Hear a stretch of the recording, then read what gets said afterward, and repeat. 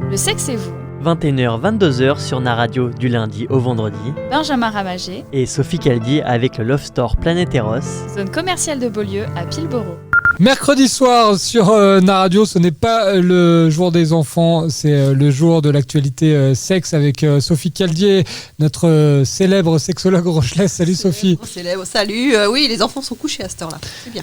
Et en parlant d'enfants, on a Céline Pelletier qui, malgré sa maternité récente, est quand même avec nous. Bravo Céline et merci d'intervenir et de ne pas avoir annulé l'émission. Ah non, j'aurais pas manqué ça. On va intéresser Céline puisque dans l'actu sexe, comme le veut la tradition dans l'émission, on va parler des emojis pour une sexualité épanouie. Sophie qui est en train de manger à 21h un bon gâteau au chocolat. C'est aphrodisiaque le chocolat. Voilà, le chocolat aphrodisiaque, Sophie. Oui, puis c'est une de vos collaboratrices qui l'a préparé, il est super bon. Oui, on lui souhaite un bon anniversaire puisque c'était lundi, mais c'est l'anniversaire de Mathilde qui travaille avec nous. Merci Mathilde. Donc, bon anniversaire Mathilde. Des chercheurs qui ont interrogé pas moins de 5300 célibataires américains âgés de 18 à 94 ans. Ce sont les rois des études, les Américains, à chaque fois, ça vient des États-Unis. Résultat, 30% des sondés utilisent régulièrement des emojis pour draguer. Sophie, un outil qui permet de se livrer davantage et d'obtenir plus facilement un date, comme on dit aux États-Unis. Les utilisateurs n'auraient donc plus de liens et seraient plus susceptibles d'avoir une vie amoureuse et sexuelle plus épanouie. C'est vrai que quand on est embêté, qu'on n'a pas envie d'utiliser certains mots, un petit emoji, ça facilite. Oui, alors moi je trouve surtout que ça met de bonne humeur et ça crée un contact effectivement plus rapide. Mais Céline, hors antenne, tu nous avais plein. Céline, si on se met de bonne humeur en emoji, on n'est pas forcément de bonne humeur. C'est ça. Non, moi je les utilise énormément parce qu'en fait, je trouve que dans un texto, c'est toujours très compliqué de savoir sur quel ton le texto. Voilà. Faux, ça. Et souvent ça crée des conflits. Moi j'ai eu l'expérience avant de les utiliser à outrance que justement les personnes percevaient mal mes messages parce qu'on n'était pas sur les mêmes canaux de communication, sur la même réception en tout cas. Et les émoticônes permettent eux de clarifier ça. C'est-à-dire qu'un petit bonhomme qui fait la tête ou qui se met en colère, j'utilise parfois avec mon compagnon parce que quand il m'énerve, je lui fais bien comprendre comme ça. Ou sinon, quand tout à l'inverse, je lui fais comprendre aussi grâce à ça. Donc, je trouve ça assez chouette de pouvoir les utiliser, de pouvoir donner un ton au message. Mais c'est vrai qu'avant, on avait les 3 petits points ou le point d'exclamation et ça pouvait être très très mal interprété. Je les utilise encore parfois quand je suis très très en colère. Avec un emoji derrière. Et là, sans emoji, alors c'est le pire. Et là, t'as pas de date, du coup. Non, pas de date. La deuxième actu, Sophie, rien à voir avec les emojis, c'est l'après-ménopause. Étude récente, 24 000 femmes âgées de 50 à 74 ans en Grande-Bretagne ont participé à cette étude qui montre que les changements hormonaux liés à la ménopause ne seraient qu'une des multiples raisons qui expliquent la baisse d'activité sexuelle chez les femmes plus âgées. Étude qui démontre que si les femmes sont traditionnellement pointées du doigt lors d'une baisse de sexualité au sein du couple, eh bien c'est encore une fois de la faute de l'homme, Sophie, comme d'habitude. La santé physique et mentale du conjoint serait en réalité le facteur majeur de la diminution des rapports. Alors oui, déjà je vais rétablir le fait qu'il n'y a pas de faute comme tu dis, on va parler de responsabilité, chacun a sa part, c'est ce que je dis aux couples quand ils viennent chez moi. Et là je vais dire qu'il y a des, aussi bien chez les hommes que chez les femmes, il y a des événements dans la vie qui peuvent nous affecter. Et entre 50 et 74 ans, malheureusement il y a quand même beaucoup d'événements qui peuvent nous affecter. Il y a la perte d'emploi. Pour certains, dans la société actuelle en tout cas. On en parlait hier, la prise de poids, qui peut aussi faire une baisse de libido. Les deuils, parce qu'à 50, 74 ans, si on compte bien, les parents commencent à être très âgés et donc à un moment, ils peuvent mourir. Et puis, il y a les maladies donc, qui apparaissent, notamment le cancer, on en parlait aussi avec Céline hier, mais voilà, donc il y a plein de choses qui peuvent faire que hommes et femmes, on est affectés pendant cette période-là. Donc moi, je ne sais pas si c'est la baisse de libido serait forcément liée ou qui serait responsable dans le couple de cette baisse de libido. Je dirais qu'effectivement, à cet âge-là, il y a des changements dans la vie qui font que c'est un peu plus dur d'avancer et d'être léger. On rappelle que c'est dans 3 ans pour toi, Sophie, parce qu'on le dit rarement dans l'émission, mais tu as 47 ans. Oui, mais pour la femme, on a dit aussi dans les émissions de la semaine dernière que il y aurait moins de rapports sexuels. Ah oui, c'est vrai, je me rappelais plus ce qu'on avait dit, mais tu m'avais dit. On a dit qu'en 2030, on ferait plus l'amour. C'est ça. C'est horrible. Bon, ça arrive, en plus, c'est dans 11 ans. Donc, j'aurai 58 ans. Non, mais si, je ferai encore l'amour à 58 ans. On a bien fait de faire des enfants avant, Céline, au moins on est tranquille. Voilà. On va parler de plein de choses comme d'habitude dans l'émission. On va parler des zones érogènes. On va parler évidemment avec Céline du métier de photographe thérapeutique. On va répondre à vos questions en fin d'émission. Vous avez plusieurs moyens de nous interroger. Vous pouvez le faire via la page Facebook, message privé au public, via l'adresse mail de la rédaction@naradio.fr, ou sinon je vous donne en direct le numéro de téléphone d'Alexandre Poilvert si vous avez un problème de voisinage, 06 27 25. Ah, il a eu peur. Il a eu très peur. À tout de suite dans Le Sexe et vous.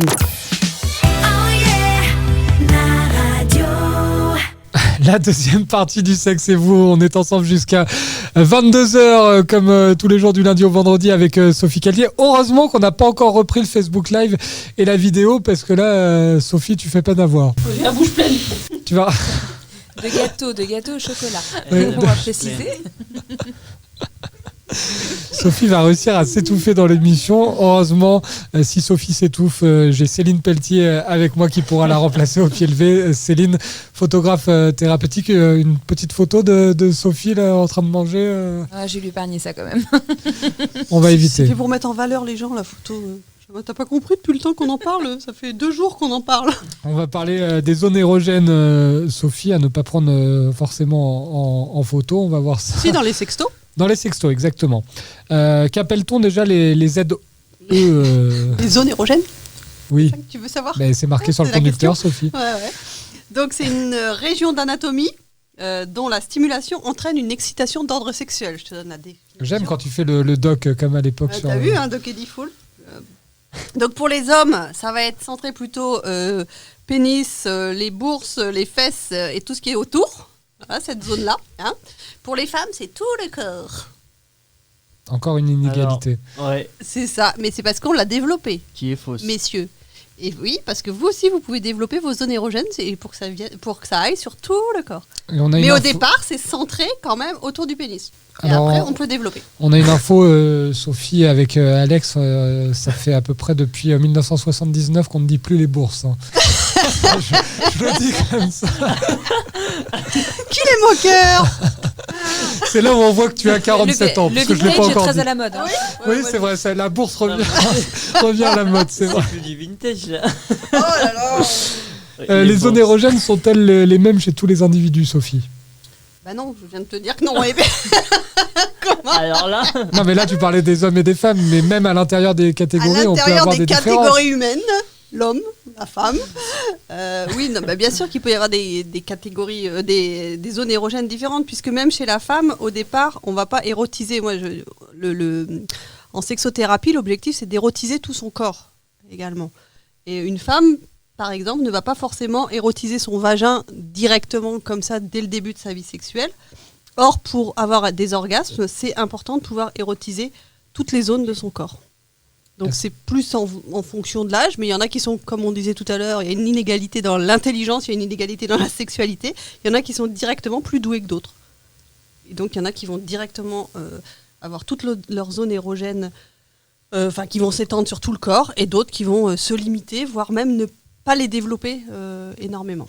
Qui dit zone érogène dit forcément préliminaire. Ça a quand même un lien, Sophie. Est-ce que c'est obligatoire avant chaque relation sexuelle?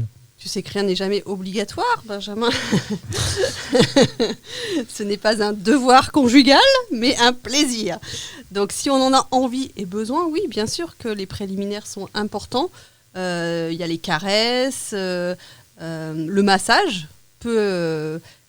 notamment, moi, avec les couples que je reçois, je leur donne des protocoles pour réapprendre à se toucher, à se masser et justement à découvrir les zones qui les excitent le plus. Donc au départ, je vais prendre un exemple. Un soir, c'est par exemple monsieur qui va être le masseur et madame qui va être la massée. Et monsieur va prendre tout le temps de s'occuper de sa compagne. Et à la fin du massage, qui peut durer entre 20 et 40 minutes, madame, ouais, mais ça passe vite en fait, Alex. Je te rassure, ça passe super vite. À la fin du massage, en fait, la femme va pouvoir exprimer les zones. Pendant le massage, elle essaye de se taire et de profiter pleinement du massage. Elle essaye de se taire. Oui. Ce que je viens de faire. Ah oui, on était pipelette, tu l'as dit tout à l'heure. Donc elle essaye de se taire et donc de ne pas interférer pour vraiment être centrée sur elle et sur son corps.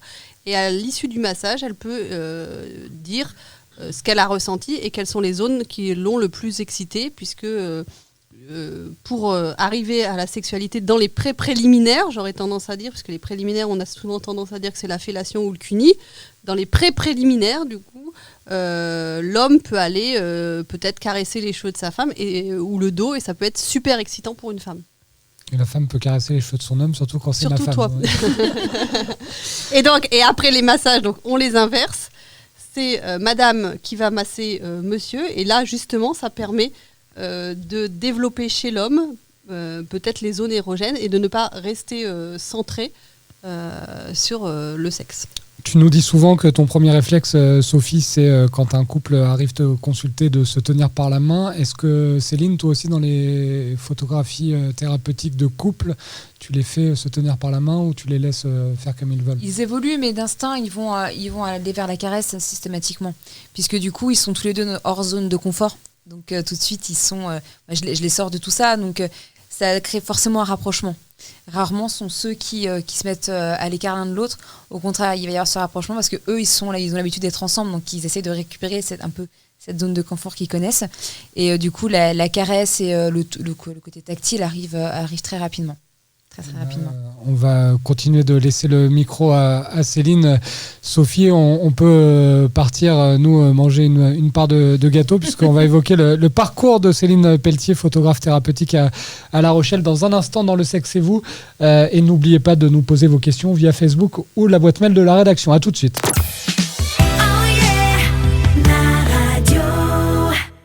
Le Sexe et vous, 21h, 22h sur Naradio du lundi au vendredi.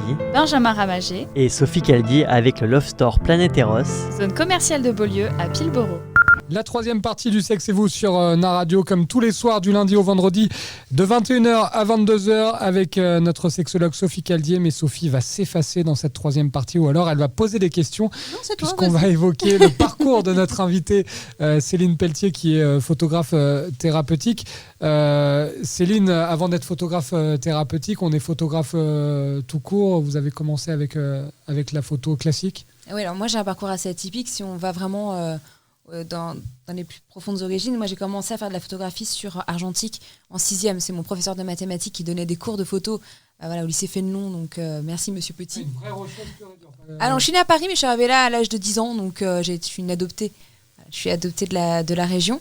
Et du coup, c'est ce monsieur qui m'a fait découvrir la photo, que j'ai abandonné après pendant très très très longtemps parce que la photo coûte très cher.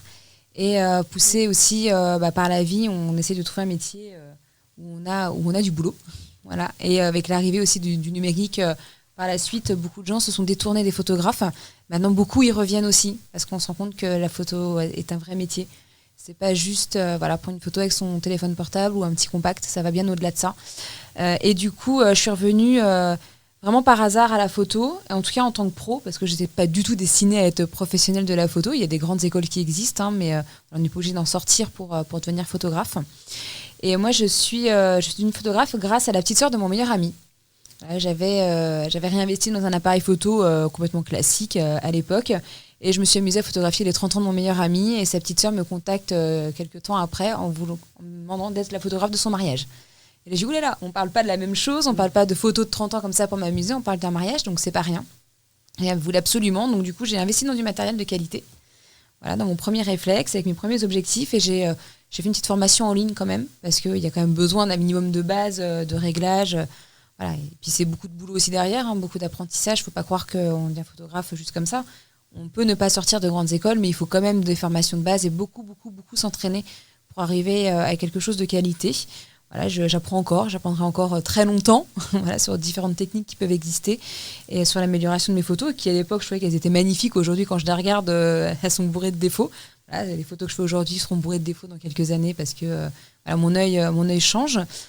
Et du coup, je me suis lancée. Je me suis dit, tiens, je vais créer une page Facebook et on va voir si mon travail plaît. Et mon travail a plu, donc j'ai pu continuer à avancer. Et puis un jour, ma petite sœur, qui est préparatrice en pharmacie, voulait offrir une séance photo à une petite fille de 9 ans qui était atteinte d'une leucémie. Et on est aux périodes de Noël et je lui dis écoute, moi mon studio est plutôt dispo, j'ai du temps, tu vas pas la payer cette séance, c'est ma petite sœur déjà, et puis on va lui offrir. Donc on était parti pour 1 heure de séance, on a passé 4 heures à shooter, à s'amuser en sachant pas ce qu'on était en train de faire, juste s'amuser. Et quand j'ai rendu les photos à cette petite fille, sa maman m'a appelée en me disant qu'elle se trouvait belle. Et moi sur le coup j'ai pas compris pourquoi elle me disait ça, et le fait qu'elle me dise ma fille se trouve belle, c'est énorme. T'as déverrouillé plein de choses chez elle parce que ça fait 2 ans que j'entends dire que elle n'est pas jolie, que c'est pas une copine une petite fille comme ses autres copines parce qu'elle a les médicaments, les traitements, que son corps évolue plus vite, et puis 3 pertes de cheveux, et c'est compliqué quand on est toute jeune. Et du coup j'ai encaissé la chose parce que c'est très lourd à encaisser, c'est émotionnellement, quand une maman d'une petite fille qui est malade à l'époque. Aujourd'hui, qui va très très bien. Tu m'as déjà raconté, mais j'ai encore des frictions. J'en ai aussi, je me retiens de pas pleurer. Du coup, avec les hormones encore, j'ai encore les hormones de la grossesse qui sont un peu présentes, donc c'est encore voilà. Et du coup, j'ai commencé des recherches. Je me suis dit, ok, qu'est-ce que j'ai fait avec elle ? Comment j'ai fait ces déverrouillages ? Comment cette petite fille qui se supportait pas en photo, qui voulait pas se regarder, finalement a imprimé toutes les photos, les montre à toutes ses copines et qui se trouve belle. Au bout de 2 ans de traitement. Donc, comment j'ai pu le faire ? Comment je peux le refaire et dans quel cadre ? Et là, j'ai entamé beaucoup de recherches et j'ai commencé à travailler sur la photographie thérapeutique puisque j'ai découvert ce métier-là et savoir comment je pouvais le proposer. Et j'avais envie de le proposer vraiment d'un œil de photographe et pas d'un œil de photographe thérapeute. Je le précise encore parce que trop de gens font l'amalgame encore entre photographe thérapeute et photographie thérapeutique.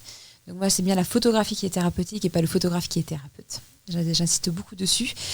Et du coup, j'ai découvert ce fameux professeur Diamond qui avait créé ça. Qui a été repris par Joe Spence en 1980, cette fameuse photographe, on en parlait il y a quelques jours, qui a repris ça lors de son cancer du sein, dans les années 80.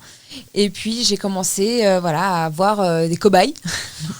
C'est-à-dire que j'ai eu une femme de 87 ans qui me tient beaucoup, beaucoup à cœur et qui est ma doyenne et qui pensait qu'à cet âge-là, on n'était pas encore une femme. Elle s'est vite rendue compte qu'elle était une sacrée femme, et une sacrée belle femme, malgré ses 87 ans, qu'on restait une femme...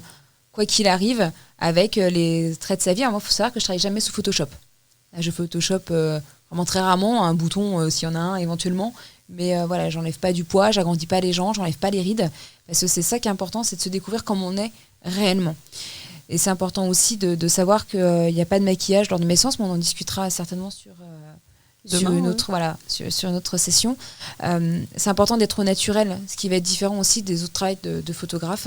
Donc c'est aujourd'hui 3 ans à travailler dessus. Donc au départ où j'étais avec mon métier, un métier beaucoup plus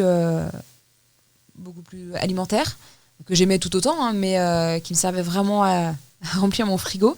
Aujourd'hui, c'est la photo, j'essaie de le remplir grâce à la photo. Même si je fais ça à plein temps, le temps de se faire connaître et de faire connaître ce métier-là, ce qui n'est pas évident, mais on y arrive. La preuve, je suis là aujourd'hui. Donc c'est que mes efforts sont pas vains et on y arrive. Et puis le bouche-oreille, parce que beaucoup de gens m'ont fait confiance aujourd'hui. Donc c'est juste incroyable, le parcours.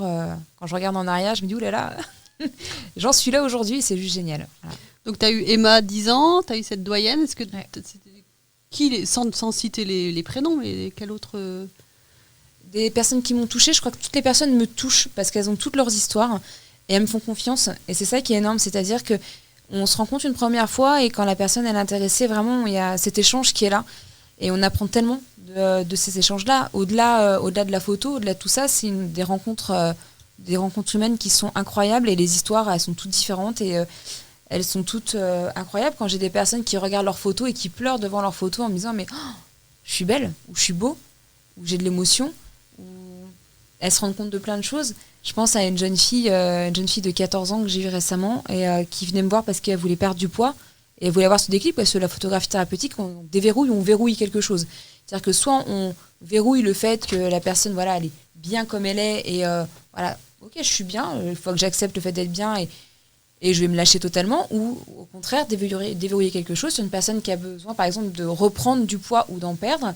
Ça peut fonctionner aussi, de prendre conscience du corps qu'on a aujourd'hui parce que j'ai une personne anorexique en face de moi qui est dans une phase de reconstruction, qui est suivie par une grosse équipe, une grosse structure. Donc c'est important d'être... Je ne soigne pas du tout l'anorexie, j'ai pas du tout cette prétention-là. J'aide à comprendre un petit peu ce corps sur des étapes bien particulières. Mais en tout cas, de dire, ok, je suis trop maigre aujourd'hui, j'en prends conscience. Ce qu'on ne fait pas devant un miroir, mais ça marche aussi pour la personne qui a besoin d'en perdre. C'est-à-dire que la personne qui a un fort surpoids, qui met vraiment sa santé en danger, n'a pas forcément conscience qu'elle a tout ce poids. Parce que dans sa tête, elle peut très bien peser moins parce qu'elle ne se voit pas, parce qu'elle n'a pas de miroir, pas de photos, etc. Donc là, on va plutôt déverrouiller quelque chose. Dire, ok, je prends conscience du corps que j'ai. Maintenant, mon inconscient va pouvoir aller travailler. Tu m'as dit que tu accompagnais aussi les gens qui avaient fait des sleeves ou des bypass. Oui, voilà. Je travaille principalement, j'ai beaucoup de contacts avec l'association Poids 17, qui est une super association. D'ailleurs, si vous avez des questions par rapport aux chirurgies bariatriques, je vous invite à aller sur cette assoce qui est géniale. Je les accompagne parce que c'est important aussi quand on a une grosse perte de poids, de savoir qui on est aujourd'hui. Parce que quand on passe, par exemple, de 150 kg à 60 kg en quelques mois, c'est très violent. C'est très violent parce que voilà, on n'a pas l'habitude de ce corps-là, etc. Donc là, on fait plutôt des étapes signatures à des moments très précis, des petites séances photos. Donc on ne parle pas encore de photographie thérapeutique en soi, mais plutôt des étapes signatures où on va figer l'instant. Voilà, une perte de 10-20 kg selon ce qu'il y a à perdre. Et puis on se voit comme ça régulièrement pour arriver au poids quasi final. Et là, faire un processus de photographie thérapeutique pour vraiment prendre conscience et s'approprier son corps. Et si vous souhaitez contacter Céline pour faire de la photo thérapeutique, c'est simple, Céline Pelletier sur les réseaux sociaux et on vous trouve. Céline Pelletier Photographie, on me trouve très facilement.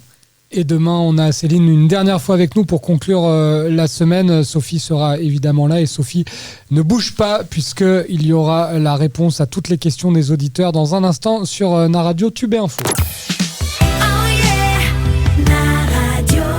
La dernière partie du Sexe et vous, 21h, 22h du lundi au vendredi sur Naradio.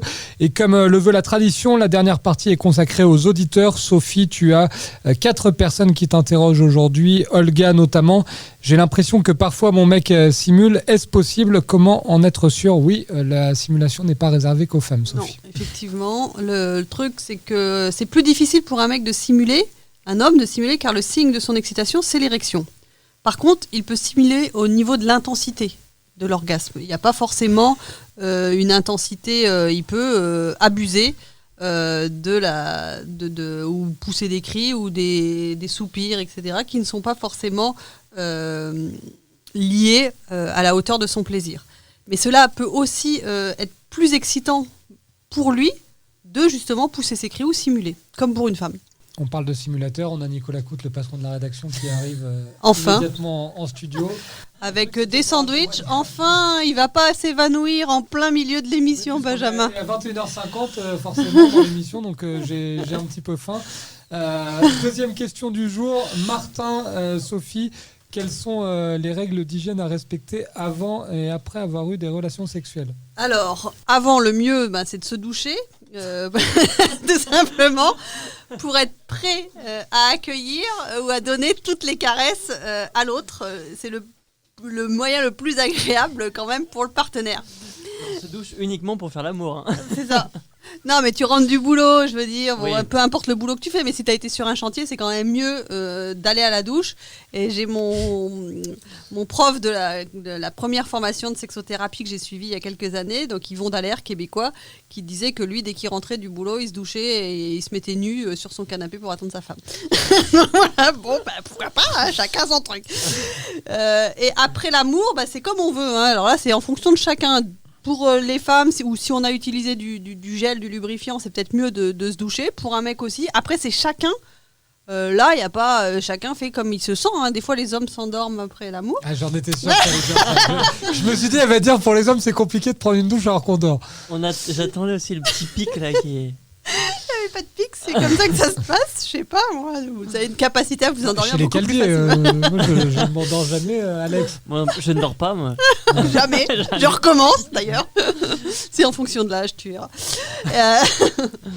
Mais voilà, c'est vraiment... Alors là, voilà, les règles d'hygiène, moi, je veux vraiment pour... Avant, oui, pareil, respect pour l'autre. Après, pour... peu importe, ça, c'est comme chacun veut. Olivier qui nous demande « Je n'aime pas trop perdre le contrôle quand je suis au lit. Du coup, les femmes dominatrices, ça me bloque un peu. J'aimerais lâcher prise, mais je n'y arrive pas. J'aimerais avoir des conseils. » Alors, je lui conseille peut-être de ne pas aller directement vers des femmes trop dominatrices. Après, les 5 points que je pourrais lui dire, c'est donc être en harmonie avec l'autre. Le deuxième point, créer de l'intimité. peut-être prendre un bain, une douche ensemble, justement, pour répondre à Martin. Voilà, là, c'est pas chacun de son côté, c'est à nouveau, on reprend une douche, consommer beaucoup d'eau. En quatrième point, peut-être se faire justement des massages, comme on disait hier. Et en 5, parler de ses fantasmes. Ça peut-être être le moyen pour lui de lâcher prise. On envoie un petit emoji douche, Céline, en sexto à son ou sa partenaire. Céline, quelqu'un qui n'aime pas du tout perdre le contrôle en règle générale, est-ce qu'une petite séance de photos, ça peut l'aider à se lâcher Complètement. Justement parce qu'il va déjà apprendre à lâcher prise devant moi, donc c'est pas toujours évident. Et ça lui permet de comprendre que c'est pas parce qu'il perd le contrôle que tout va partir dans tous les sens. Au contraire, c'est une vraie zone de plaisir de lâcher prise et de perdre ce contrôle un petit peu. Ça fait du bien au cerveau, ça fait du bien au corps. Parce que d'être toujours dans le contrôle, ça fatigue beaucoup. Hein. Donc toujours vouloir contrôler ce qui se passe autour. On le voit, hein, c'est pour ça qu'on en reparlera, mais dans le déroulé de mes séances, que j'ai pas qu'une seule séance photo. Parce que j'ai souvent des contrôlants qui viennent me voir. Parce que c'est une des causes aussi... j'arrive pas à être libre. Et moi, je prône la liberté de son corps. Voilà, c'est ce que j'expose aussi avec toutes mes expositions photos, que je réalise sortir des cadres et de se libérer de tout ça. Donc ça passe aussi par la perte de contrôle, cette sensation de bien-être quand on perd ce contrôle, on lâche prise. Et on parlera des expos de Céline en fin de semaine dans l'émission. On va conclure avec Thérèse. Thérèse, oui. Je sais pas pourquoi parler de sexe et de Thérèse, ça me fait toujours penser on a toutes ces fameuses répliques en tête. Hein. Je n'ose pas franchir le pas d'un sex shop et du coup je compte acheter un vibromasseur sur internet. Des conseils pour choisir le bon modèle. Nous, on te conseille, Thérèse, si tu habites en Charente-Maritime, d'aller voir nos amis de Planétéros à Pulboro, centre commercial, parce qu'ils sont de très bons conseils. Ils sont très gentils. On rentre. Franchement, non, mais vraiment. Non, mais c'est vrai, on rentre, ça sent bon dans la boutique, on est bien accueillis. On a tous notre carte fidélité. Non, pour une fois qu'on a un sex shop qui est pas glauque et qui est ouvert absolument aussi bien aux hommes qu'aux femmes et à tous les âges. Non, mais ils sont. J'aime beaucoup. Ils sont adorables, on conseille. En plus, ils sont à l'écoute, ils savent aussi être discrets. On les a eu la semaine dernière à l'antenne. Oui, on va les revoir certainement. Non, et puis de toute façon, on n'a pas le choix à La Rochelle pour ce qui concerne les sex shops. Sophie, c'est soit Internet, comme le dit Thérèse, soit Planétéros. Donc, oui, mais vaut mieux qu'elle autant qu'il soit bon. Ouais, puis vaut mieux qu'elle aille chez Planétéros, hein, franchement, que sur Internet. Bon, et le SAV est très bon. Ah oui. C'est bon à savoir. Alors sinon, si Thérèse, vous voulez vraiment pas mettre les pieds dans un sex shop. Bon, après, on vous conseille quand même celui de Pulboro. Surtout que ça coûte cher quand on a fait une petite vidéo humoristique pour teaser l'émission. Faut pas se tromper, si on achète sur Internet un vibromasseur à une centaine d'euros... c'est clair que ça coûte cher. Ouais, c'est le mien qui vibre. Je suis désolé, mesdames. Ton sextoy vibre. Toujours dans bon son timing, sac. bon timing. Alors, des conseils pour choisir le modèle. Déjà en silicone, parce que c'est plus facile à laver. Plutôt un modèle souple. On évite la reine de l'hygiène, Sophie. On évite la dureté. La question qu'il faut se poser, c'est qu'est-ce que vous voulez en faire ? Est-ce que ça va être en solo ou en couple ? Si c'est en couple, par exemple, justement, le téléphone de Benjamin me fait penser aux œufs vibrants qu'on peut effectivement avec la petite télécommande pour monsieur. L'autre question qu'il faut que Thérèse se pose, c'est quelle zone elle veut stimuler. Et puis surtout privilégier les marques connues. On évite par contre là effectivement les marques la contrefaçon. La contrefaçon, on va plutôt privilégier des marques françaises ou allemandes qui sont très très bien. Et on avait parlé, je sais plus comment il s'appelle d'ailleurs parce que je suis un peu cramé, mais on avait parlé du sextoy qui sert aux deux. NB, exactement. NB. Dis-moi oui. En forme de ré. NB. En Raymanta. En forme de Raymanta. On en avait parlé. Alors pour raconter à Céline, c'est le premier sextoy qui permet d'être utilisé par des femmes ou des hommes. C'est donc aussi pour les trans en fait, effectivement aussi. Pour les trans. Oui, c'est vrai. Bon, ça continue de vibrer. Tiens, Sophie, c'est le mien pour le coup. C'est la même personne qui essaye de nous joindre voilà. avec Alexandre. Donc pour Thérèse, on te conseille de ne pas acheter sur Internet et de plutôt aller dans un sex shop. C'est pas forcément facile de franchir la porte, mais au moins tu seras sûr de ton achat. Et moi, j'offre mon cadeau à Sophie. Juste pour conclure l'émission. Merci. On se retrouve, c'est à la bonne taille. C'est un peu mou ça, quand même. On se retrouve demain pour Le Sexe et vous. À demain. Le sexe et vous, 21h, 22h sur Naradio du lundi au vendredi. Benjamin Ramagé, Et Sophie Caldi avec le Love Store Planet Eros. zone commerciale de Beaulieu à Pilboro.